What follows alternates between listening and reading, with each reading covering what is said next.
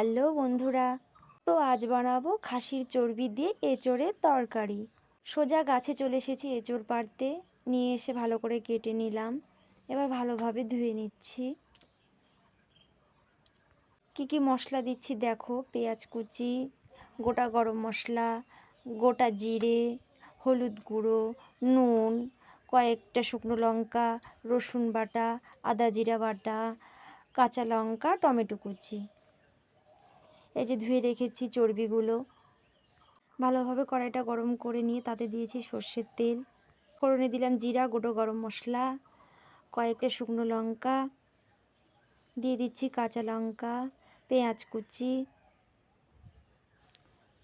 দিয়ে দিলাম টমেটো কুচি, আদা জিরা বাটা দিয়ে দিলাম রসুন বাটা, নুন, হলুদ গুঁড়ো, লঙ্কার গুঁড়ো, দিয়ে দিলাম চর্বিগুলো। এবার ভালোভাবে মিশিয়ে নিচ্ছি। এবার একটু ভালোভাবে নাড়িয়ে নিচ্ছি। তারপরে দিয়ে দিচ্ছি এঁচোড়গুলো। এক এক করে সব এঁচোড়গুলো দেওয়া কমপ্লিট। এবার সেগুলো ভালোভাবে নাড়িয়ে নিচ্ছি ভালোভাবে। এই যে দেখো, তারপরে ঢেকে দিলাম। পরিমাণ মতো জল দিয়ে ঢেকে দিয়েছিলাম কিন্তু। এইবার কষাতে থাকি যতক্ষণ তেল না বেরোচ্ছে।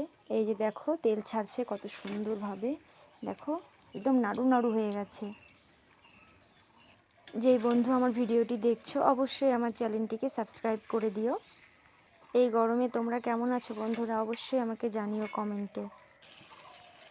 ভিডিওটি দেখে অবশ্যই একবার বাড়িতে ট্রাই করে দেখো। আমার রান্না কমপ্লিট। এবার ছড়িয়ে দিচ্ছি গরম মশলার গুঁড়ো।